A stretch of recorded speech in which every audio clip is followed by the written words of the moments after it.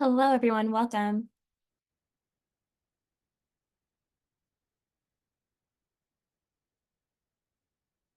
Hello. Welcome.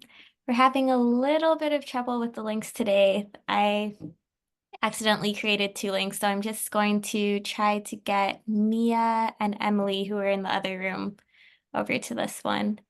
So sorry about the delay.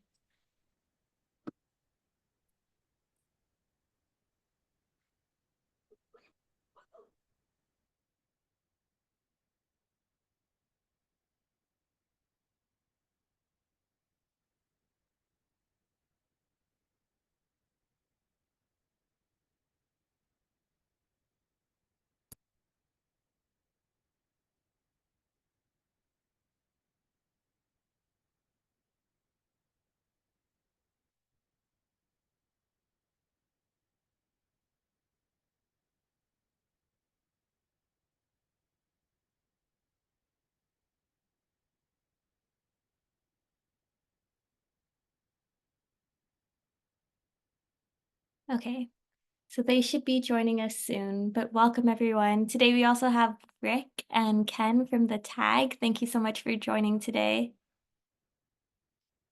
Hi. I'm here to listen in. Thank you very much. Great. Thanks for having us.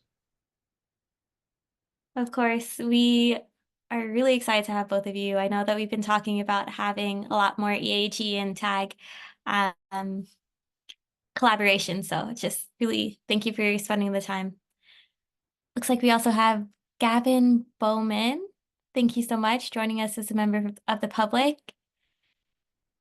And we also have Julie joining us as a member of the public as well. So thank you so much. Good afternoon. Thank you. Thank you very much. And we'll just give Mia and Emily a few more minutes to get over.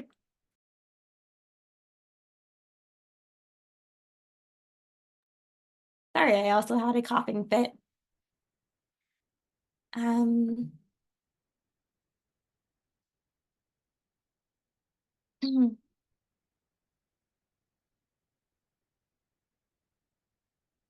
Great. Here comes Emily and here comes Mia.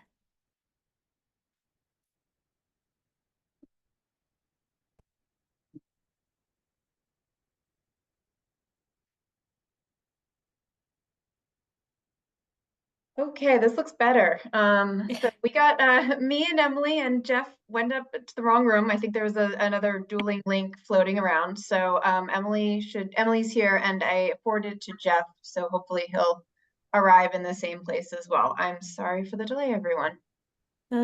Thank you so much. Yes, and I see Jeff is here as well. And yeah, totally my fault. Sorry about that. I'm glad we were able to figure it out quickly. And have such a nice full room. Thank you all for being here. As a reminder, this is kind of a transformation group. So this is the first time that what was previously our credit ownership group is now meeting as a more general credit issues group. So this is the group that created the EAG credit ownership memo.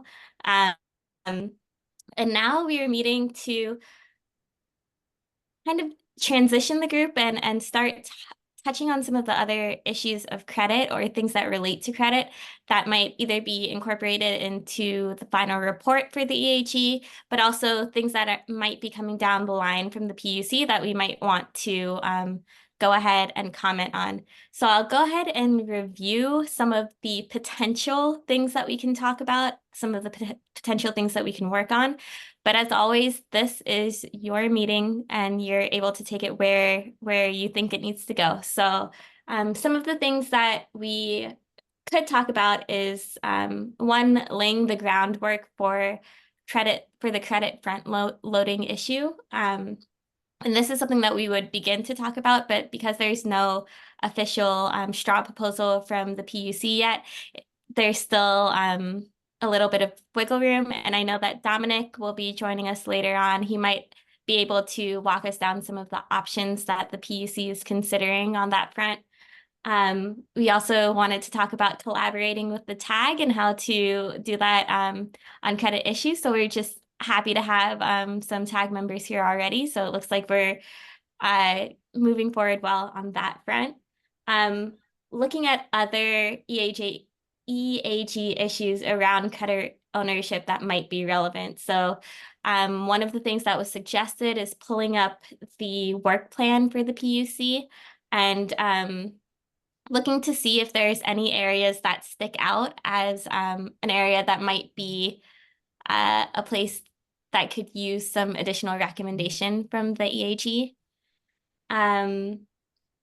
Tackling implementation issues such as consumer awareness or consumer protections in the marketplace. So that's also a place that is kind of tangential to credit issues, but might be able, some of the same brains that are in this room today might be able to tackle that that issue as well.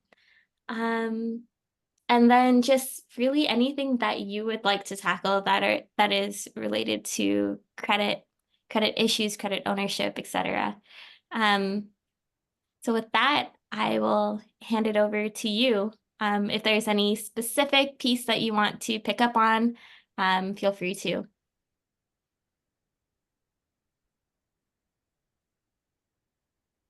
Well, I can start. I think, you know, the thing that we're really expected to deliver for the next full EAG meeting is a potential work plan for this working group to complete so that, you know, we have a path going forward. And I know we didn't have a lot of time to discuss that at the full EAG groups. This would be an opportunity for them to confirm what issues, you know, in addition to credit front loading that we would want to tackle in the next couple of weeks. So I think, you know, as Ashira alluded to, we could open up the PUC pacing document that was included in these materials, and that might help us, you know, jot down some issues. I don't know if anyone else has any other thoughts about things that fit under the wide umbrella of credit issues that they think this group should talk about before the end of this process.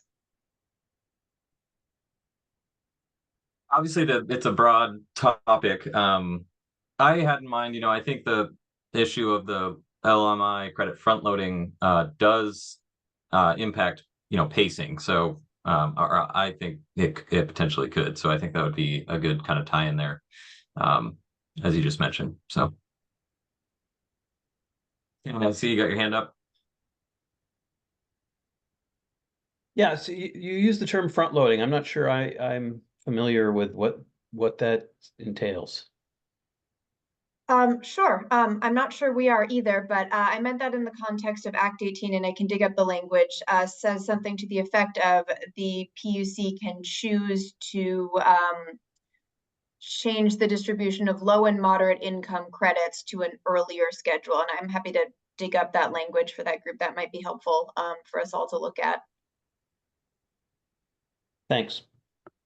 Yep, yeah, there's some language in there. It just says, I think it's section 8124 of the Act, number 3. It says the commission shall, to the extent reasonably possible, front load the credit requirements for customers with low income and moderate income, so that the greatest proportion of lenient measures reaches Vermonters with low income and moderate income in the early years. So, yeah, I interpret it to mean basically just shifting that LMI requirement, you know, earlier in the process, and basically reaching as many LMI customers as possible in the early years of implementation.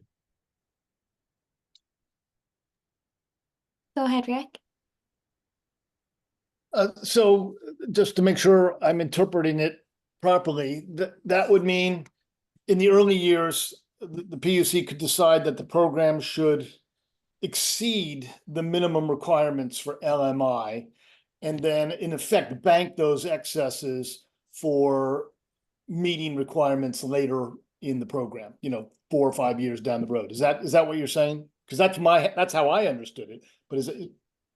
I think, yeah, I think we're aligned on that. That's how I would interpret it. You know, I think about it like the example of a weatherization project for a low-income customer happening, you know, in the early years. Of course, that the credits from that project are going to be creditable every year, that of the measure lifetime, so say 30 years, is going to be LMI credits being delivered from that, for the next couple decades. So that was my May I see interpretation. your, thanks.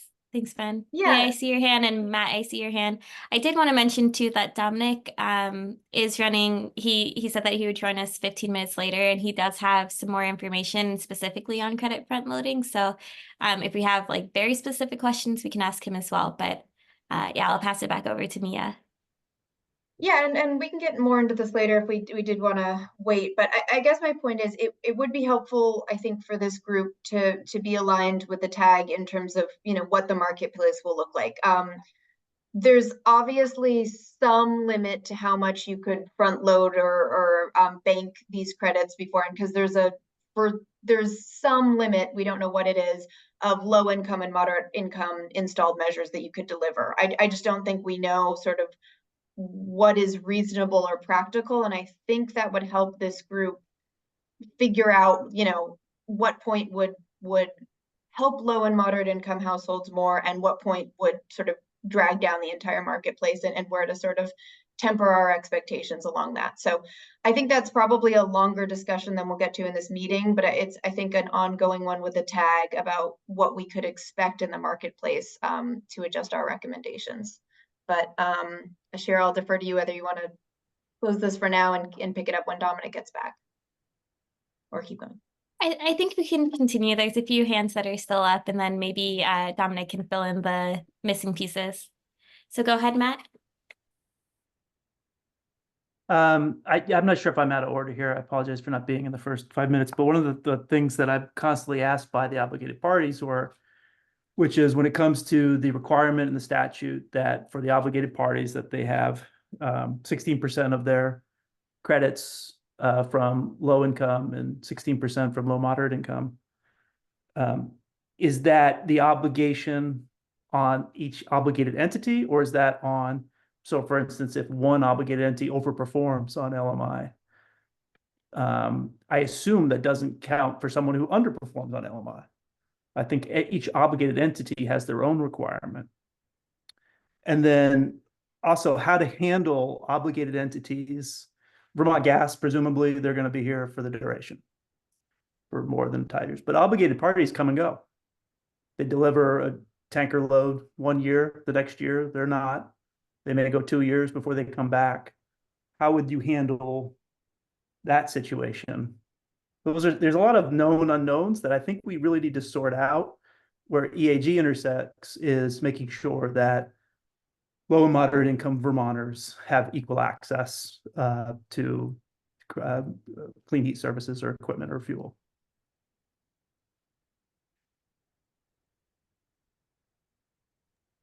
Go ahead, Srini.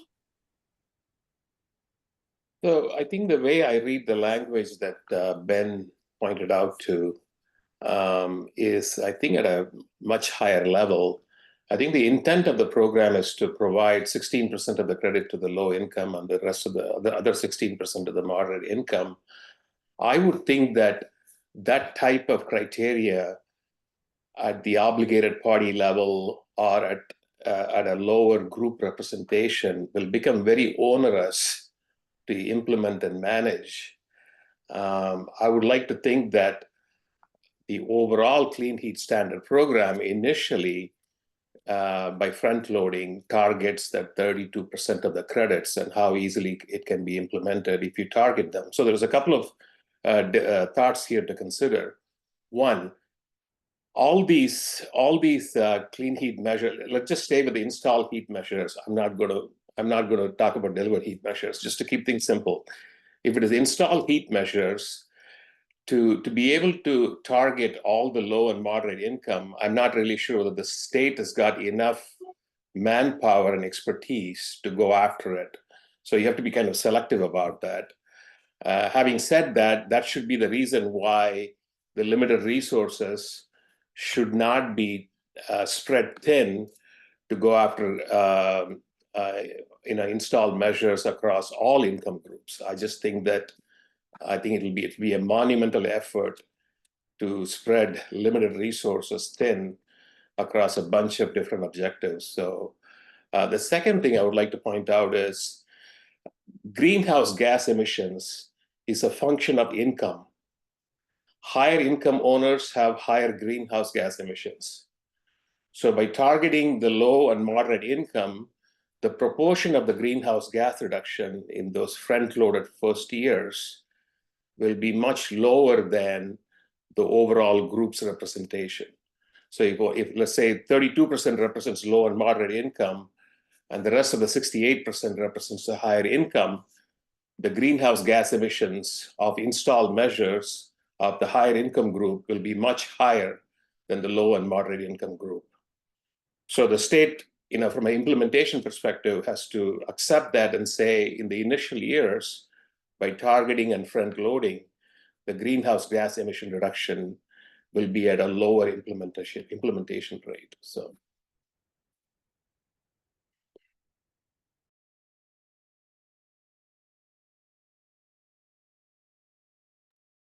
Thank you, Srini. We can go to Ken, and then Dominic, just to fill you in, we're talking about credit front loading. And I know that you said that you might have some thoughts that you could provide on behalf of the PUC as well.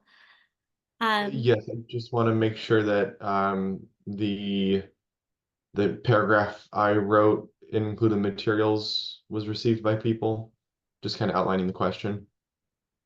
I'm getting nods from Ben, so I'll take that as a yes. I can drop it in the chat as well. So thank you so much. We'll go to Ken, and then Dominic, if you want to say anything, or if anyone has some direct questions, feel free. Yeah, I want to address that last point first. If the definition of a credit is a ton reduced in a particular year, then the actual installed measures should still deliver 32% of the tonnage, 32% of the credits associated for that given year should be 32% of the tonnage.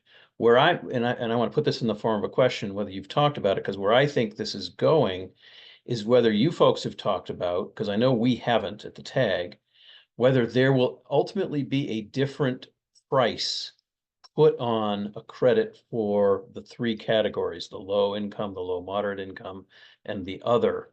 Because I think this is where it gets to Srini's point, that in order to accomplish a ton reduction by installed measures, it may require a greater effort. If they have a lower emission starting point to get that ton, let's use a heat pump, for example, a heat pump in a building, in a home that has a lower initial demand may not get you as much reduction as a heat pump, similar sized heat pump in a bigger house.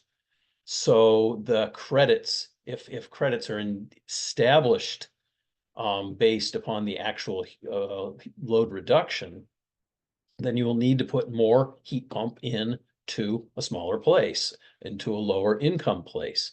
And in order to do that, if we're just going to use the market, then that credit will require a greater expenditure. So this then opens all sorts of questions, and it even, I think, gets to Matt's issue as well. If indeed there are three separate markets, then an obligated party, if I think ultimately the assignment does need to be to the obligated party, but they can participate in that market and take some of if there's an excess from one obligated party, purchase that excess to match their sort of portfolio.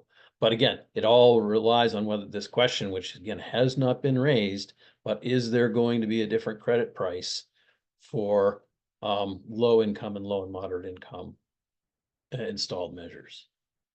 So I want to put that in the form of a question. Have you folks talked about that yet?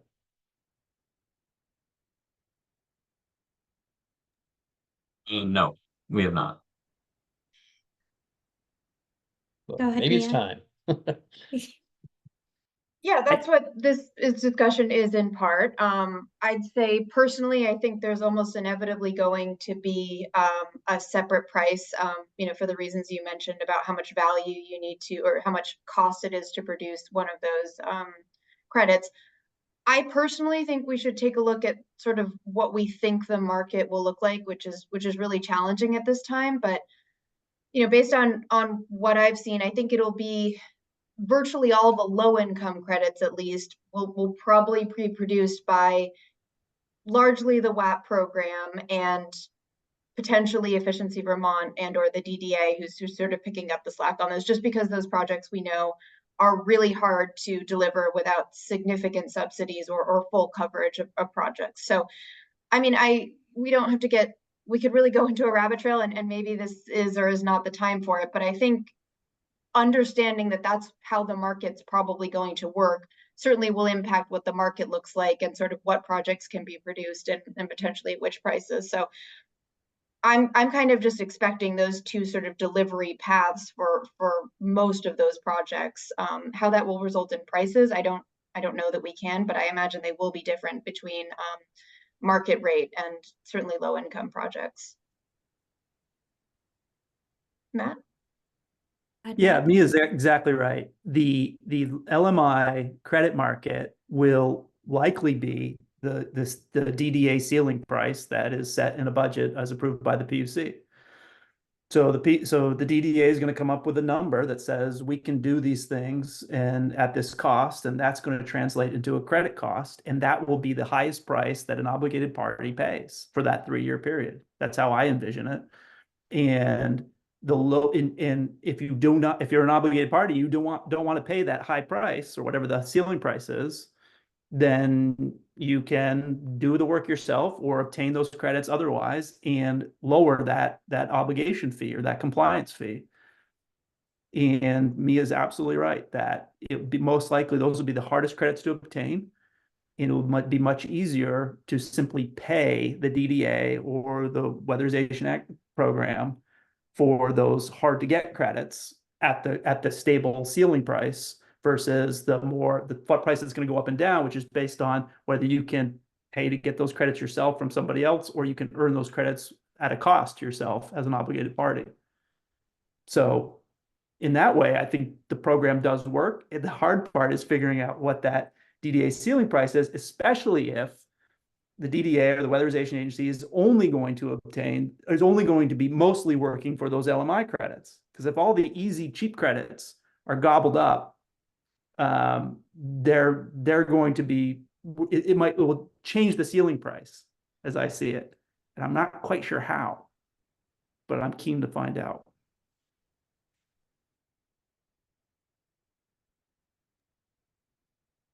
Thank you, Matt.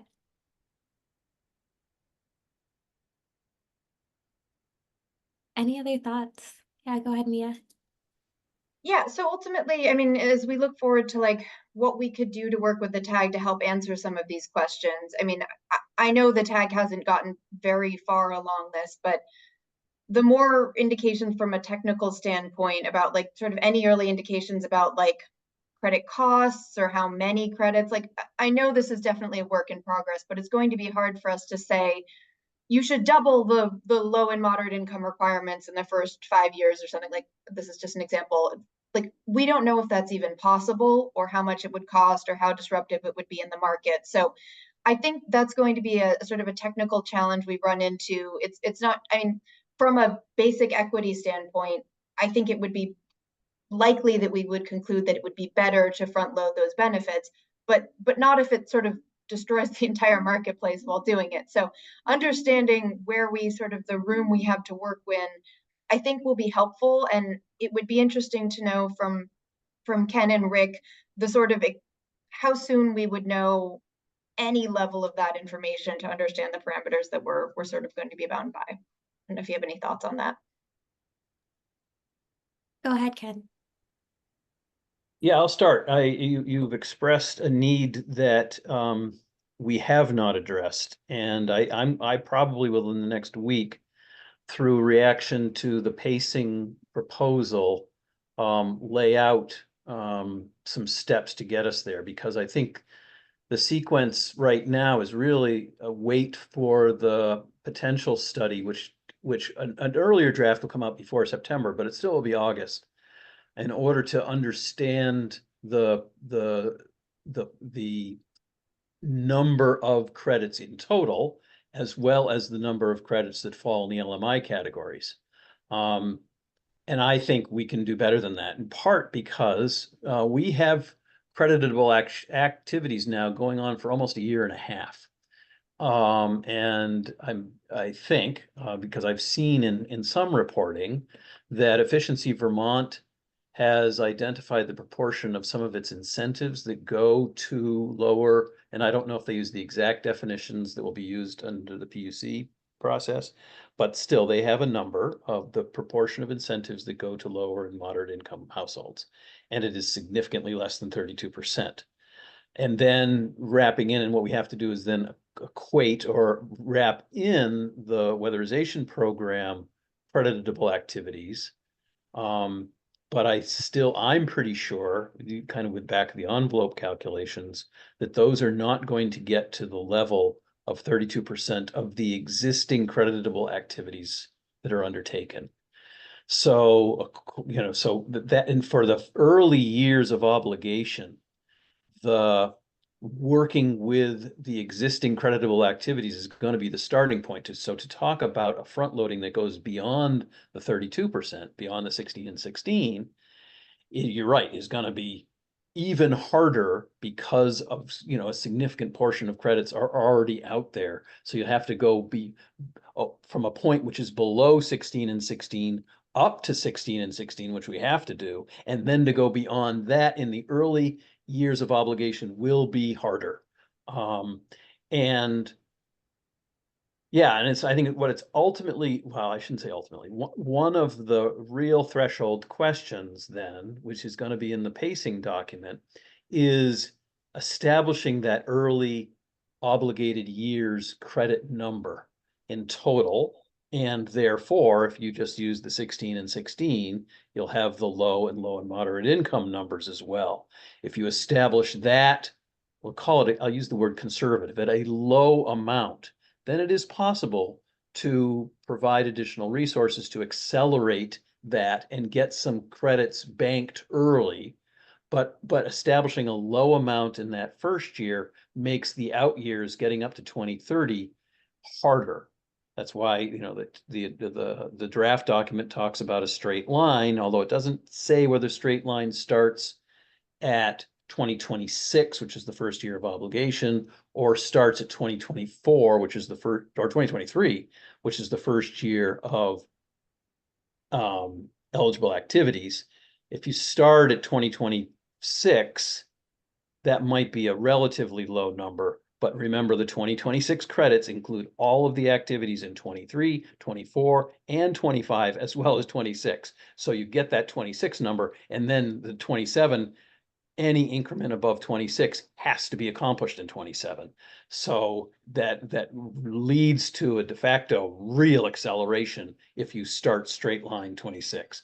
So anyway, that's detail-y, but it is that kind of work that I think we do need to articulate before we get to September, October, because by then, this whole process is supposed to come up with sort of conclusions for the PUC to start drafting their rules, in October and November. And I'm going to be proposing that we can initiate some of that work earlier in the summer, July and August, so we get a sense of what it looks like to have targets for the total, targets for the low, targets for the low and moderate income, to work with. Now, they don't have to be, kind of conclusions, but at least, okay, if it is such and such a number, this is what it looks like. And then it begins the topic of, okay, then what's it going to cost in terms of a credit cost to accelerate the implementation, both at the low and moderate income and to accomplish the total credit requirement.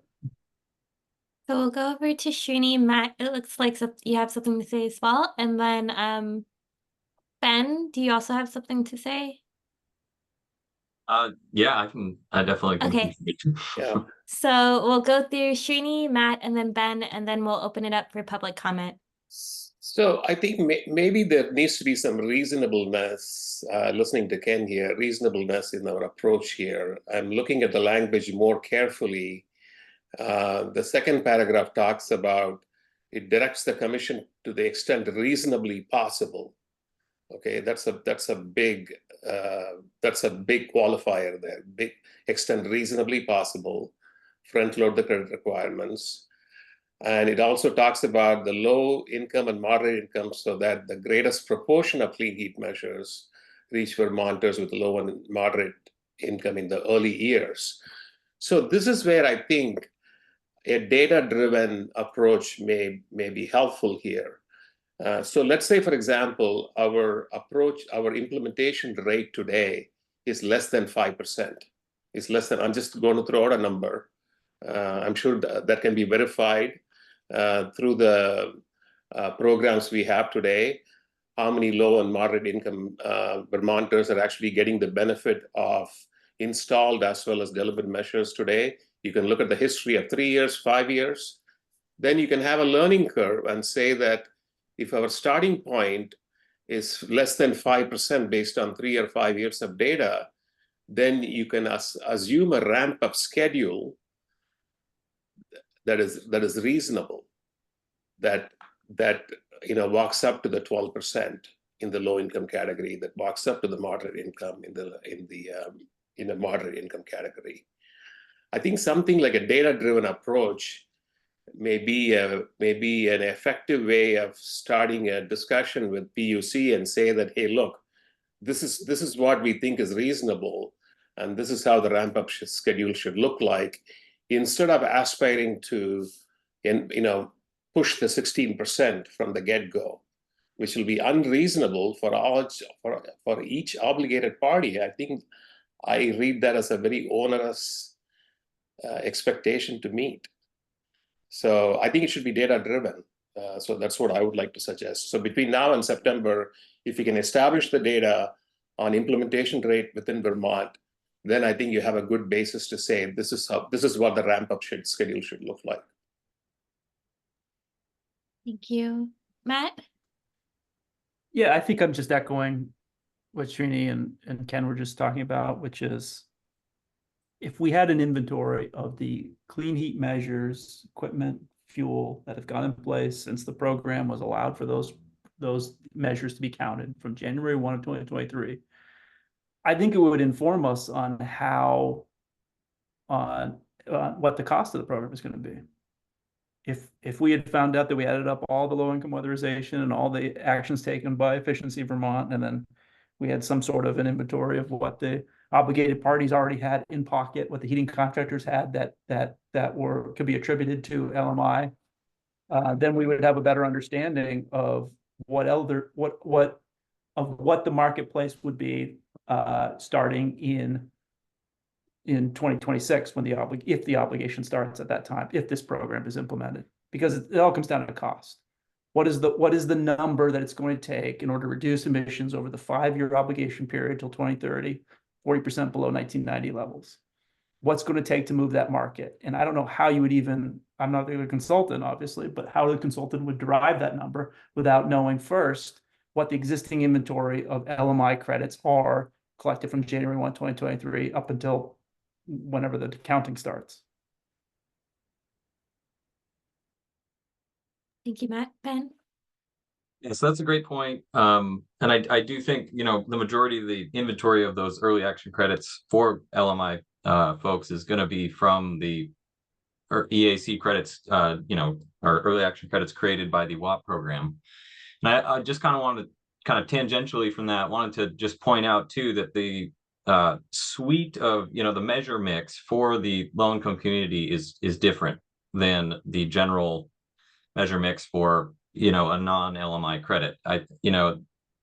Largely, I don't think a LMI household is going to really adopt many measures, especially low income, outside of what's offered in the weatherization program. So I think primarily it's going to be, a lot of these credits are going to be weatherization credits and, biofuel credits. However, the biofuels is sort of like another layer to that. And it's an issue that I think will probably come down the road. But, for low income folks to access the biofuels, likely early on, that's going to be through, maybe a landlord installing biofuel burners, on renters, boiler units for the various units, or, the weatherization program is going to have to start swapping out burners with biofuel ready burners, as part of their weatherization process to make those households now eligible to access that measure.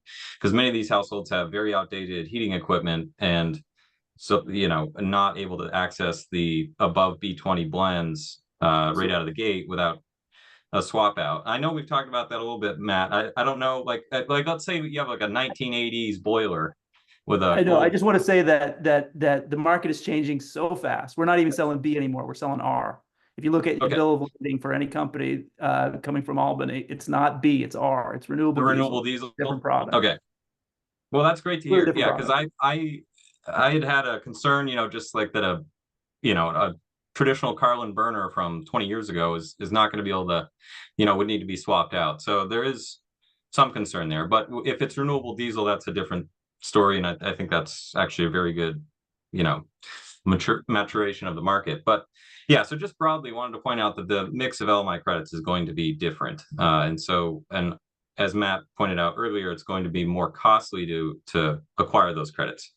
However, we also know that there's, the LMI folks are largely, they're energy burdened, and there is going to be a significant amount of harm on those folks if we do not front load, or again, reasonably front load these credits. There's going to be a number of people that are going to be harmed by this, unless we get to them as soon as possible. So yeah, diverging, there's a lot here, but I do think that generally the AG probably should land on the side of, if it's a yes or no question, should we front load the credits? I think the equitable answer to that, just right off the cuff, is yes. And it's how do we do that most cost effectively and as quickly as possible. So just wanted to throw those out there. So Thanks, Ben. I will go ahead and open it up to the public. And I see Gavin, I'll go ahead and read out your comment for public record. So Gavin said, could someone speak more to the market disruption potential of front loading the LMI credits? What are the specific concerns? Thanks. Was that already addressed, or do you want to elaborate? I think maybe pieces of it. Oh, I'm sorry. Can you hear me? Yeah, go ahead. Oh, okay. I think pieces of it were addressed. I think I heard that there is a general workforce constraint for electrification, clean heat measures broadly, and I certainly can understand that. It's something that takes place across the country, not unique to Vermont by any means. But I was just wondering if there were any other major limitations to front loading clean heat measures for LMI folks in Vermont that makes it distinct or unique. If there were other, yeah, there were other reasons that there could be an issue. I was just curious if there's comments on that, reflection. Okay, we'll put a pin on that and see if there's any other comments, and then we'll come back. So are there any other public comments, questions? Great. Okay, so then I'll open it up to the group. Any other major constraints for low and moderate income people? Go ahead, Mia. Yeah, I mean, so at a certain point, like there's just no way to get a certain number of credits. Like we just, we want to stay away from that like implausible end of the spectrum. That's just a practical concern. Yeah, and I think just the idea that if we accelerate demands too much, it'll put more pressure on prices, and we don't want to do that. So I think that would be my major concern. If we, push the market too far, they'll recoup costs somehow.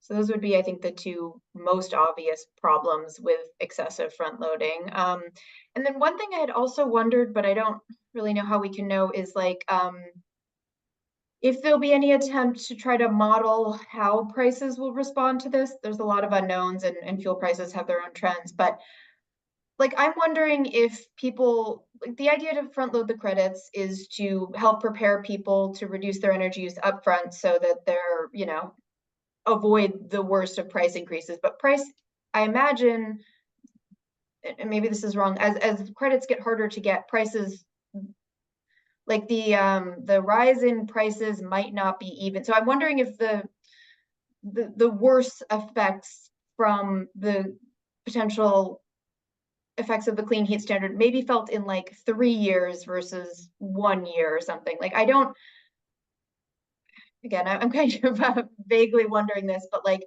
understanding when we may see the most severe price increases could be useful in giving advice on how to organize credits. But I don't really know what that would involve, but that's something for maybe this group to ponder. So yeah, that's my Ben, I don't know if you have anything to add to that. Yeah, my initial reaction to that is that, early action credits are going to provide a bump or of available credits on the marketplace, right? So that's kind of the good thing, is that the market, so to speak, is going to be more or less flooded with credits right at the outset, which should hold down compliance costs, in the initial maybe year. We don't know how long that'll last.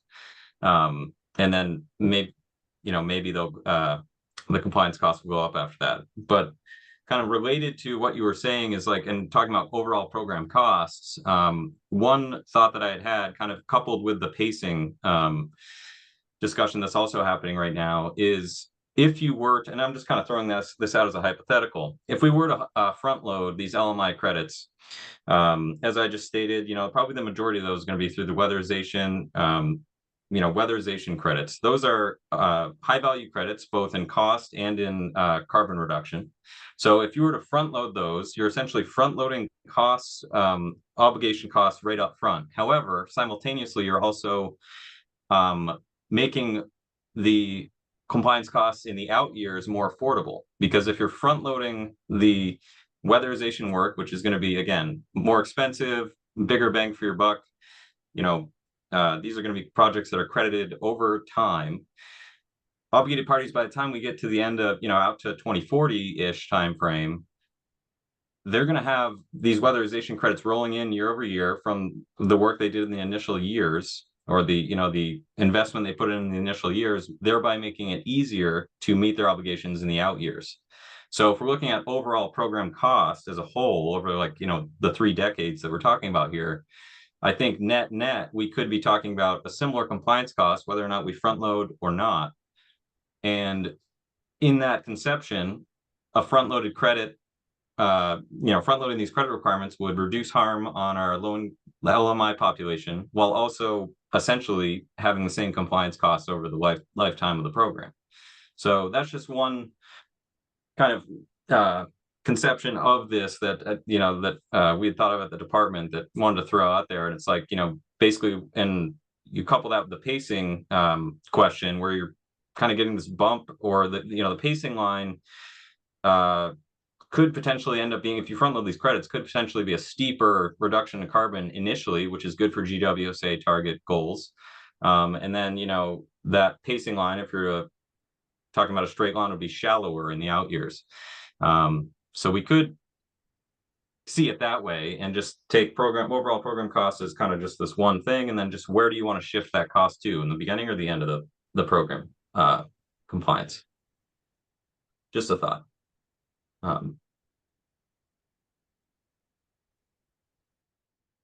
Thanks, Ben. Dominic, I think I saw your hand up for a moment. I did initially to more directly talk to Gavin's question, but I think Mia and Ben did a good job of talking through that. One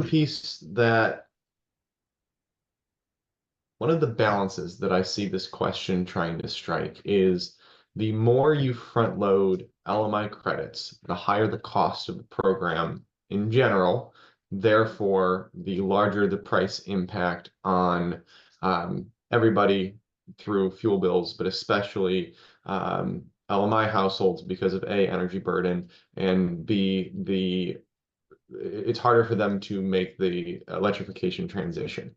On the other hand, if you do not do it, if you do not front load LMI credits, you then reduce the cost of the overall program, but it takes longer for households with LMI to make the switch, and therefore they are subject to the smaller price increase for longer.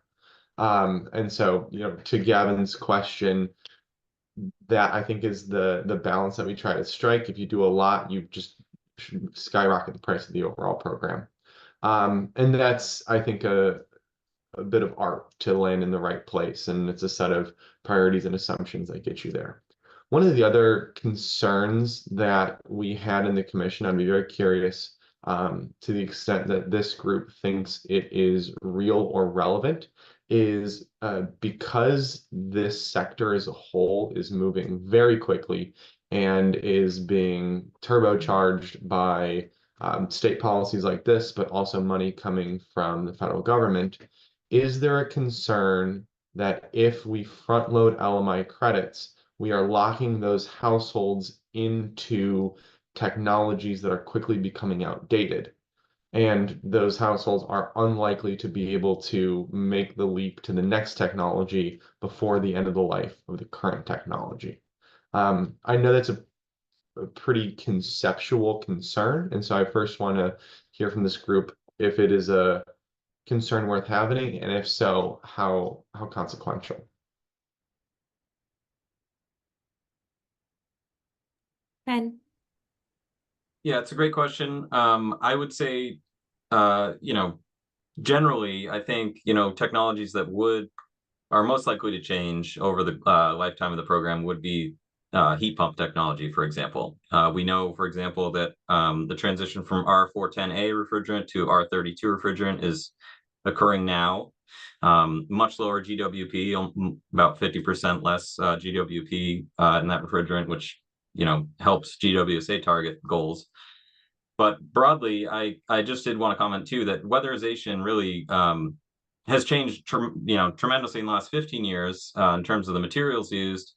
But I think building science is really fairly locked in right now and is not going to change a ton, over the lifetime of this program. I think a dense pack, cellulose wall or attic flat is just as good as now as it will be 15 years from now. So, I think if we were to weatherize more folks early on, then they could, reduce the impact on them, but also we have to think about, the load building aspect on the grid here. If we weatherize more houses up front, the overall impact on the grid is going to be reduced, at least on the margins initially. If we put a whole bunch of heat pumps in unweatherized homes, that's going to be an issue for the grid,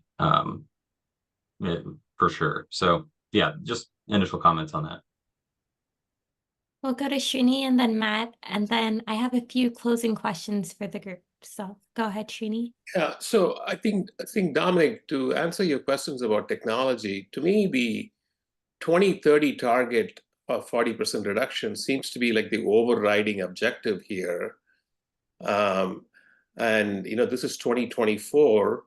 The program is going to get rolled out and fully implemented in early 2026. That leaves only like 4 years.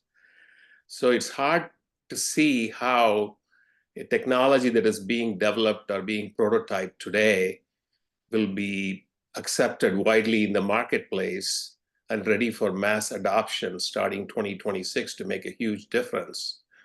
So I think in light of the 2030 target, I'm not really sure whether the technology concern is a significant one, at least from my perspective.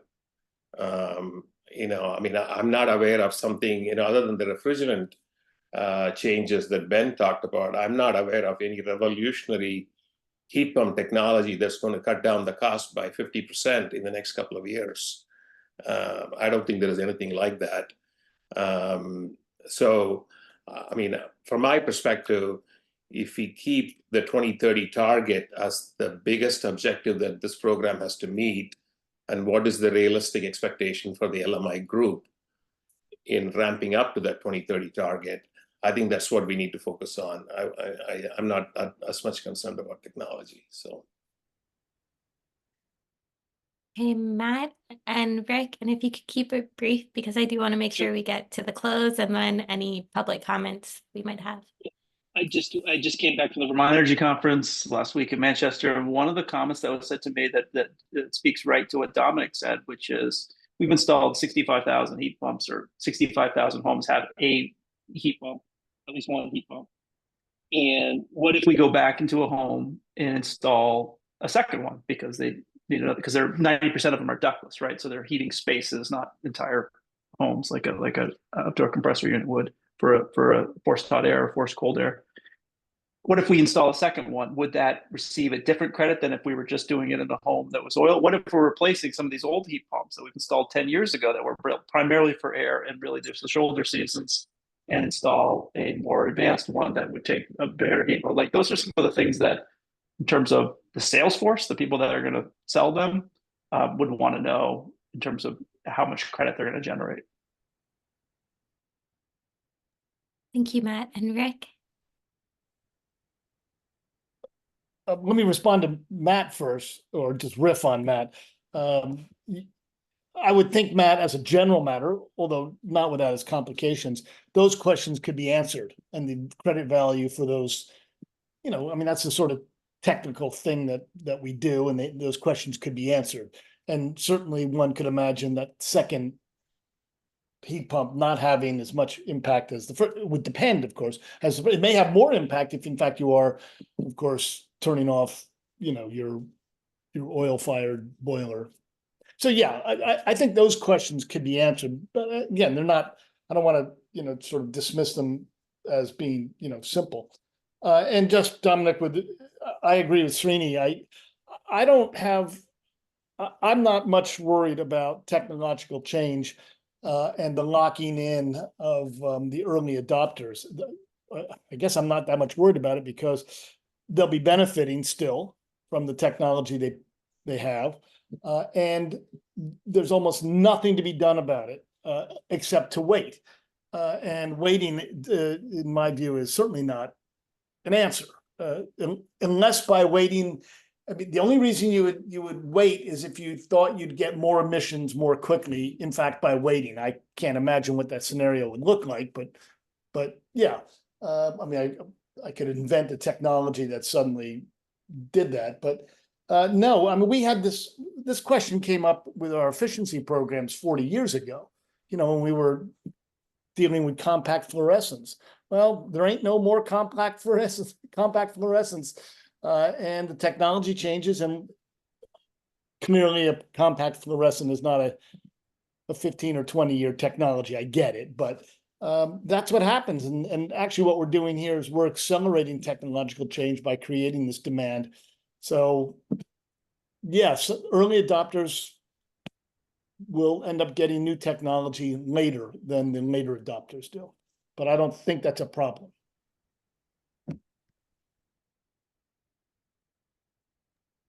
Thank you, Rick. Okay, so I have three main questions as we're closing.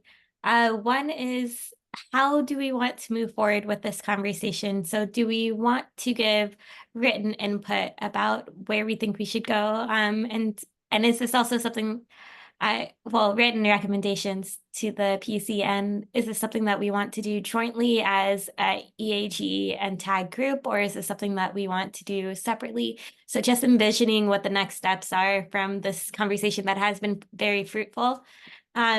Two, what other conversations do we want to have as the credit issues group, since we are moving away from credit ownership, and kind of taking a look through the work plan that Dominic has sent, and seeing if there's any other places that we can have conversations.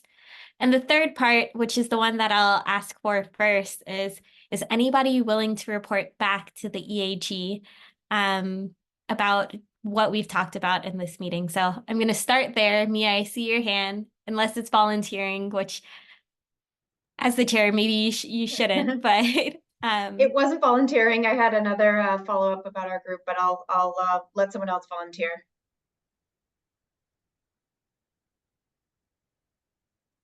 Happy to report back to the group. Awesome. Thank you, Ben. Great. And then Mia, go ahead. Yeah, so I think this was a really great discussion, really fruitful. We didn't accomplish what we were supposed to do for our EAG group, which is come up with a work plan. I think we could do that after the next EAG meeting, but I think it would be helpful for us all to think of in the interim any other sort of foreseeable credit issues that we would like to talk about. I definitely will have on my list implementation ideas that we think might make the marketplace a more equitable experience, especially for low and moderate income households. That seems like it will build well on the issues we've already discussed. So I think that should be on it. And then, obviously the front loading issue, but anything else that we can hopefully individually each look at the work plan and see the pacing document and see where we think we might fit into that. And I'd be happy to take that feedback from the group maybe after our next meeting and try to coordinate with TAG to see, what dates we could expect different information. So I think we need another one of these to do what the full EAG asked us to do, but this was great, just conceptual discussion, and I'm sure we'll make more time for that as well. Thanks. Thank you, Mia. Go ahead, Srini. I mean, it's a great discussion, right? I mean, I think all of us kind of honed into the point about really trying to understand where we are first with respect to the LMI group on implementation today. So I think establishing the baseline would be a targeted body of work. I think that should come out of this discussion. Thank you, Srini. And Rick, I see your hand as well. I do have to leave right at the hour. But if I can leave the room open if you'd like to continue the conversation. No, I don't have to speak. All I was going to say is that while alignment between the two groups is a good thing, I think it's, as a practical matter, we shouldn't be trying to achieve, agreement between the two groups. As much as we can, great, but that would really, I think, hamper our each group's efforts to move along and deal with all the issues that are in front of them. Well heard. Thank you, Rick. And are there any other comments from the public? Okay, thank you so much. All right.